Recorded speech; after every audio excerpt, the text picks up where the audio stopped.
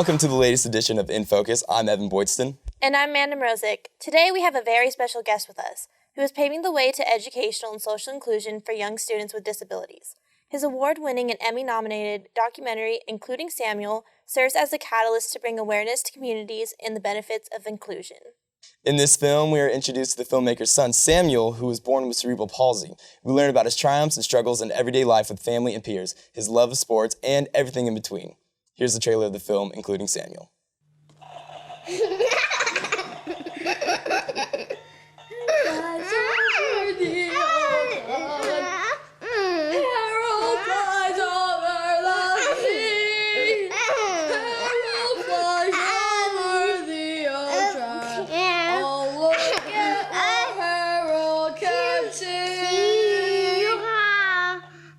Take a bow. Okay. Thank you.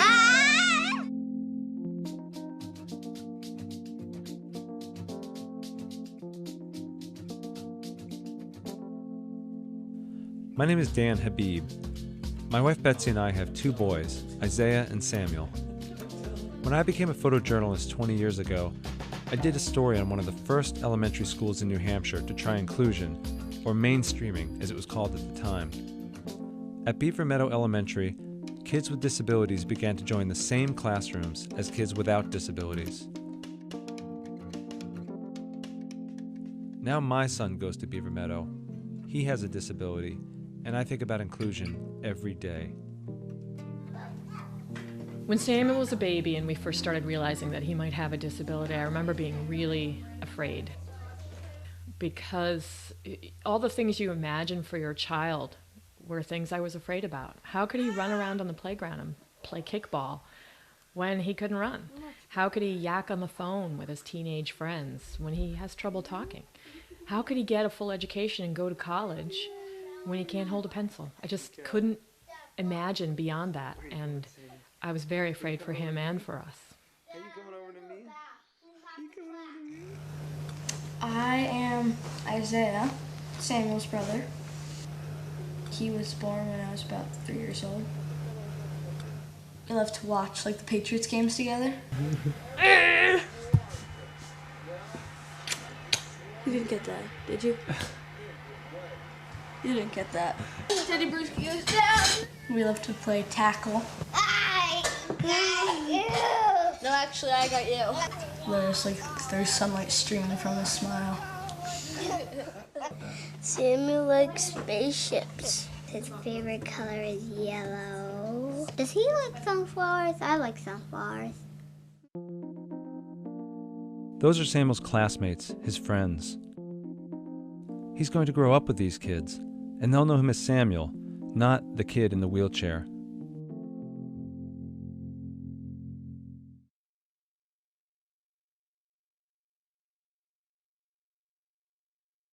So without further ado, here with us today is Dan Habib. Thank you for joining us. Thanks for having me. Nice to see you guys. Thank you. Thank you. So you were a photojournalist before making films. How was the transition into filmmaking, and what sparked it? Well, it's a good question. It was challenging on a number of levels. I mean, as a photojournalist, everything is still photography, and you're just looking for that decisive moment. And then with video, obviously you're looking for the movement of the scene, but you're also always thinking about the audio and what might be happening in the scene. So the technical part was exciting and challenging, but the bigger challenge was deciding to take on the project of filming my own family. I mean, my whole career was about filming other people's stories. I did big projects on Jamaican migrant workers or welfare reform, or I did a 5-year project on teen sexuality issues and how teens make decisions around sexuality. But I never thought I would do a story on my own family. But once you have a child with a disability, lots of things change. And a couple things sparked the film. One was that we thought about how can Samuel feel like he truly belongs in our community if he doesn't belong at his own local school. So I decided that would be a really important topic to tackle. But also at one point he got really, really sick. And his doctor in the intensive care unit said, have you ever thought about doing a documentary using your storytelling skills to show what it's like to be a parent of a child with a disability? So that started this 6-year journey of making the film. Very cool. That's crazy. Yeah. So what are the benefits to inclusion in the classroom? Well, I think one important point is that inclusion, which to me means having kids with and without disabilities in class together throughout the whole day and extracurricular activities, benefits both kids with and without disabilities. So the benefits for kids like Samuel, who has a disability, are incredible. I mean, we have 30 years of research in this country that shows that kids who are included in general ed, kids with disabilities, have better academic outcomes, have better social outcomes, are more likely to go to college, are more likely to get a job, are more likely to have fewer behavioral issues. It's just off the charts benefits. But I think it also really benefits kids without disabilities, because when I think about school, I think about kind of the social and emotional development that I experienced in school, even more than the academic development in terms of who I am today as a person. And if you don't live in that kind of true diversity, where people of all ethnicities and genders and sexual orientations and abilities are together in school, you're not really having the same level of social and emotional development. And they've actually found that kids without disabilities who are learning in inclusive classrooms have higher academic achievement as well. So what change or responses did you get from any of the schools that you showed the film to?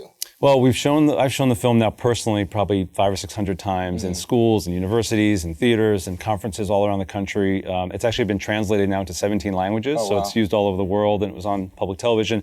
But sometimes the biggest impact I see is that there's a mind shift in the school, that this is not just, important for our kids with and without disabilities. It's a real human rights issue. It's a civil rights issue, that people with disabilities deserve to have the same access to a high quality education, to their peers, to general education teachers as kids without disabilities. So some of the changes I've seen often starts at the leadership, because I think unless a principal or a superintendent really believes in this, it's very difficult for a whole school system to move.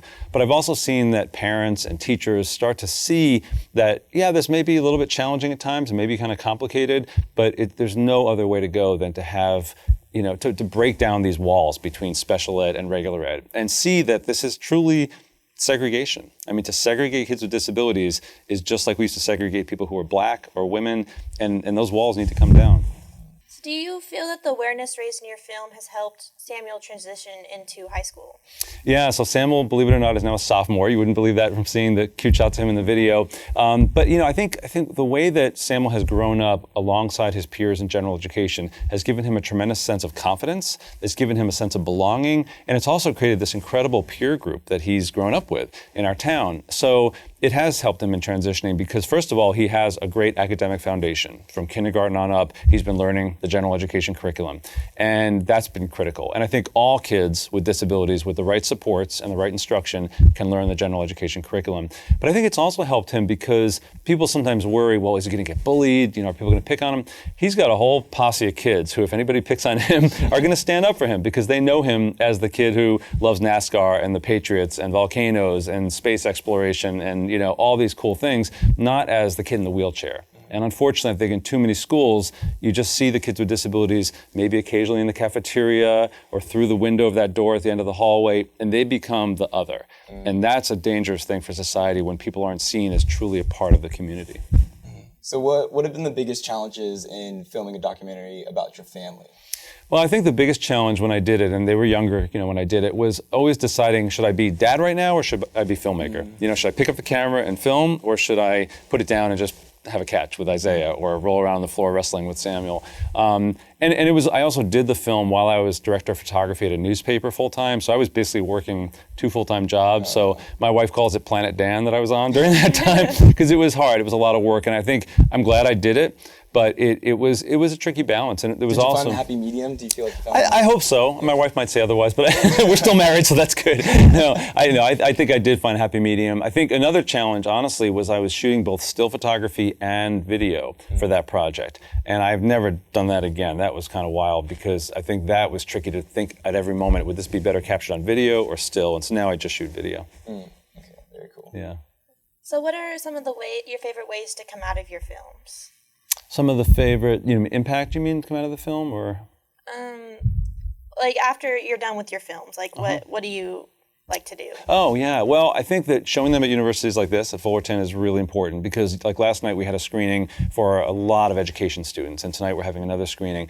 So I think reaching people who are going to make a huge difference in the field through being an educator or other aspects means a lot to me, to affect those future learners and future teachers, and for them to really think about how can I learn the kind of skills I need to learn here at Fullerton to to be in the world of education to reach all kids. So that's really important. We also, I always get my films on broadcast on television and online, so just getting it out there is important.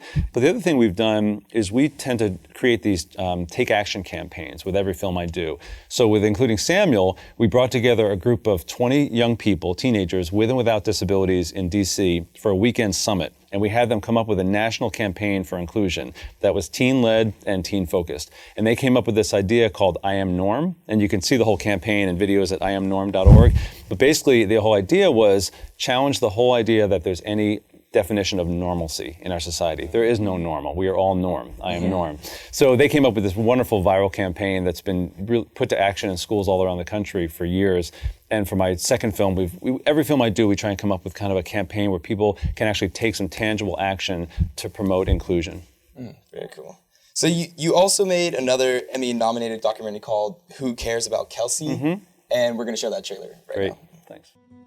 Freshman year I came here. They didn't really know my situation. Sophomore year wasn't good. Second sophomore year wasn't good. I got suspended for the intent of selling and possession of a controlled substance.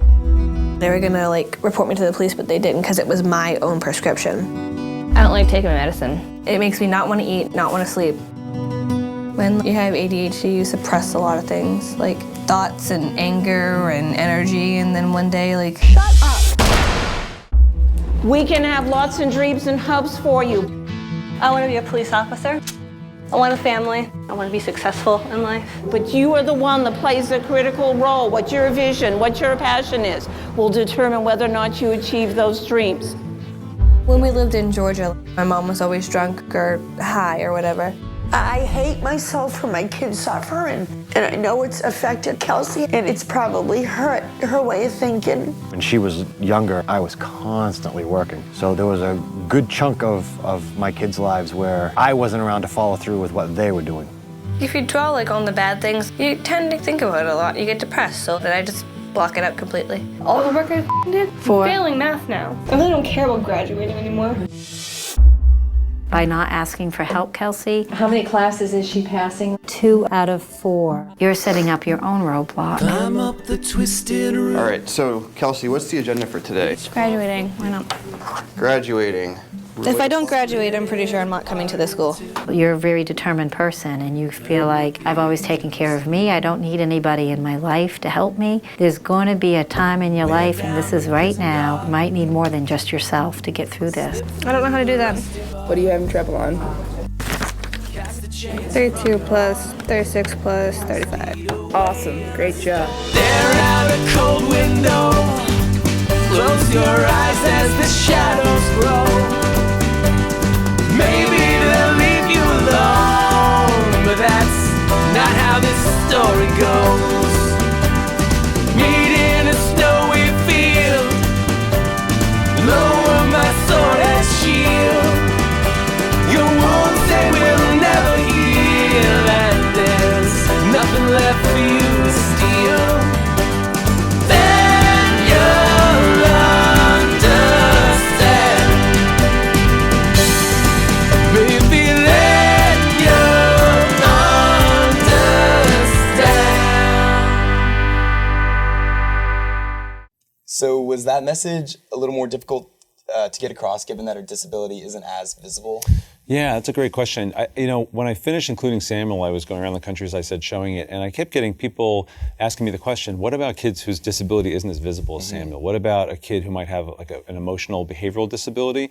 And that can include ADHD, anxiety, depression, bipolar, schizophrenia, post-traumatic stress, lots of things. And I started doing some research on that question and thinking, well, how are those kids faring? And it turns out that kids who have some hidden emotional behavioral disability only have a 40% graduation rate from high school, as opposed to 80% for other kids. They are segregated about 65% of the time in schools, and they're twice as likely to drop out of school, become addicted to drugs, get involved in the juvenile justice system, become pregnant as a teenager.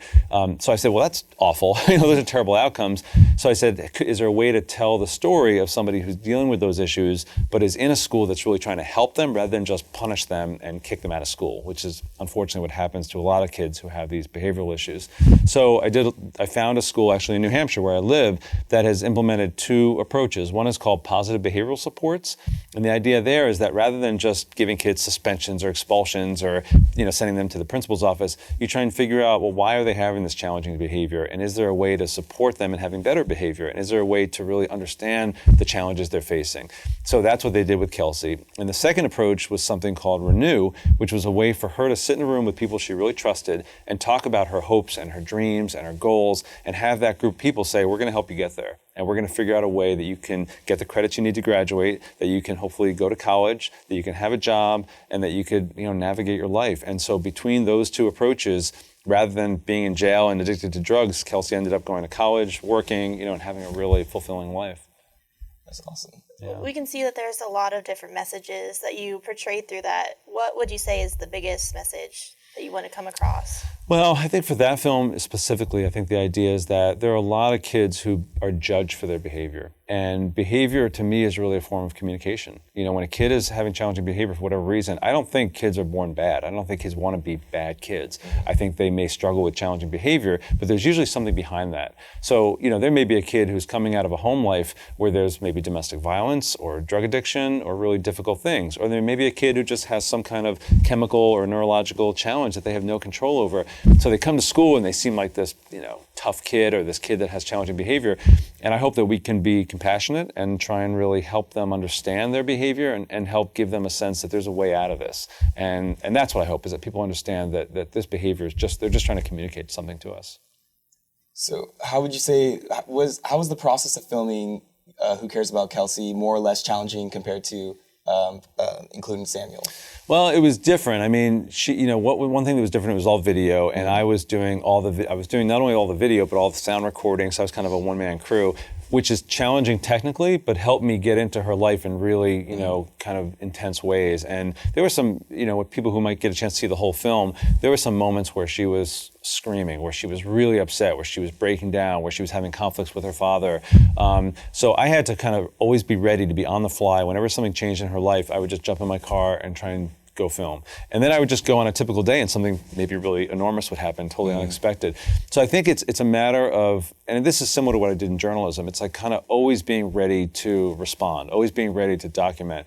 And then, there's a great saying that says there's the film that you set out to shoot, there's the film that you actually film, and then there's the film that you find in the editing room. And I worked with some great editors who helped me really understand how all the footage I shot could become a compelling story. And it wasn't always the way that I thought it would play out. So it's not like you're changing the truth. You're just constructing kind of sequences in a way that tells a compelling story. How would you recommend others spread awareness and make a difference? Well, I think that the biggest thing is to advocate for inclusive education, to understand that, it's not just good for the kids with disabilities, it's good for everybody. And I hope that from kind of a communal point of view, people could talk to their local school boards, talk to their teachers, talk to their administrators, whether they have a kid with a disability or not, whether they don't even have kids, whether they're younger, and say, listen, I really believe that this is segregation. I really believe this needs to change. I think that there is also, the opportunity for school teachers and administrators to take the lead on this and to say, we believe that we should be teaching all kids in our general education classroom because we know statistically the outcomes are going to be better for these kids, as I said earlier. So I think that, we all have an obligation to understand that if kids with disabilities and kids without disabilities are going to benefit from this, we have to make it happen. And the sad truth is that, let's just give one example of kids with intellectual disabilities, which would be, maybe a person with Down syndrome or a person with some other disability that's more cognitive. Those kids, 56% of them around the country spend their whole day in self-contained separate classrooms, and only 17% of them are included. So the point I'm making is the majority of kids with most disabilities are still being segregated. So things really need to change in this country. Would you say that there has been an increase in inclusion? Slow, but not fast enough. I feel there's just it kind of goes in fits and starts, and I'm getting kind of impatient. I want things to move more quickly, and what I hope is that the films are really a catalyst that people can use out in communities to have these discussions and to learn about the issue and hopefully make some change.